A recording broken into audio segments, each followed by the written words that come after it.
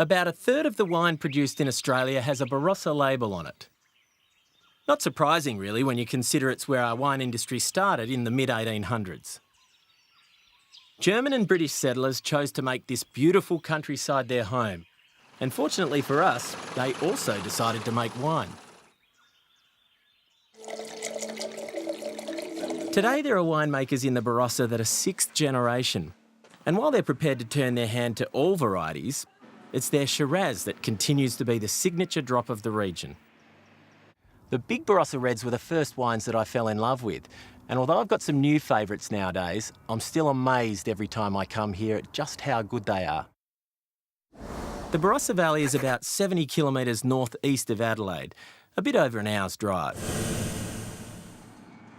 The main road through the valley takes you through the towns of Nuriupta, Tanunda, Roland Flat and Lyndoch.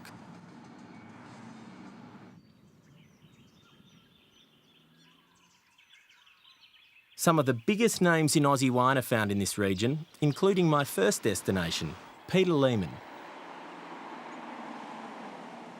When times were tough in the wine industry back in the 70s, Peter Lehmann began making his own wine, teaming up with growers who suddenly found it impossible to sell their grapes. It saved their livelihoods and commenced one of the most successful labels in the Barossa. Today, Peter's son Phil is putting his mark on the family wines. This is your flagship wine, Stonewall Shiraz, isn't it? Yeah, it certainly is. It's the embodiment of everything we try and do. We try and capture the best flavours in the Barossa, very best fruit, and it's, I suppose, by definition, it's our most flavoursome, robust, most long-living Shiraz that we make. I've actually got a pretty long history with the Stonewall because I think it was back in '99 on a New South Wales tour to Tassie, and Shane Lee, Michael Slater, Steve Rickson, I think, and myself went to a little restaurant in Tassie, and we completely wiped them out of the Stonewall Shiraz, and it's been Shane's favourite wine ever since.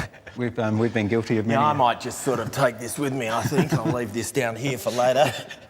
Shane, I've got one for us, mate. We're sorted. Yep. Well, Phil knows he doesn't have to do any more convincing on that one, but from deep red to something a little brighter, the lightly spritzed Princess Moscato.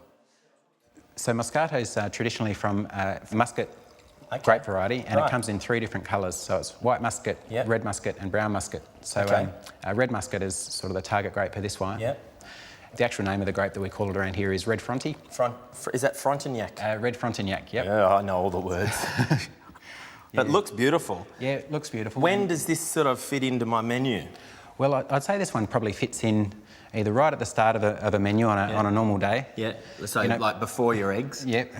Possibly before breakfast on Melbourne Cup weekend. Nice. But it's the beauty of this wine is that it's quite low in alcohol. Like it's only about 6% alcohol. Yeah, right. That's great. 2.4 standard drinks. It's great. So we're sort of, it caters for people worried about drink driving and that sort of thing. Yeah, great. But also it's naturally sweet because the way that it's made is the fermentation stopped halfway through. Okay. So when the yeast is turning the sugar into alcohol. That's what you guys always talk about with residual sugar. Yeah, that's right. So if they stop the fermentation and not all the sugar's converted into alcohol, residual sugar. Yep, you've got less alcohol and you've got more sugar. I'm on fire. One of the other new varieties to come out of Lehmann's is their Barossa Tempranillo. Sort of the areas of Spain where it's grown and does very well is very similar to the areas in the Barossa where we're trying to grow it. Well, it's got a beautiful colour. Yeah. It's a lovely colour. I think to be successful with any sort of Aussie wine, particularly from this region, it's got to have a lot of colour. Personally, I find the thing about Tempranillo that sets it apart most from sort of our mainstays of Shiraz or Cabernet Sauvignon is on the palate it's medium to full-bodied initially, but then it has a lovely savoury tannin and actually probably makes it, quite ideal as a food wine. Well, look, guys, I think what I can say to you is that if you manage to find any Stonewall on the shelves that I haven't got a hold of, have a try of that. But the next morning, Moscato is definitely where you want to be. And with a pizza, perhaps? Oh, absolutely, with a pizza. Tempranillo.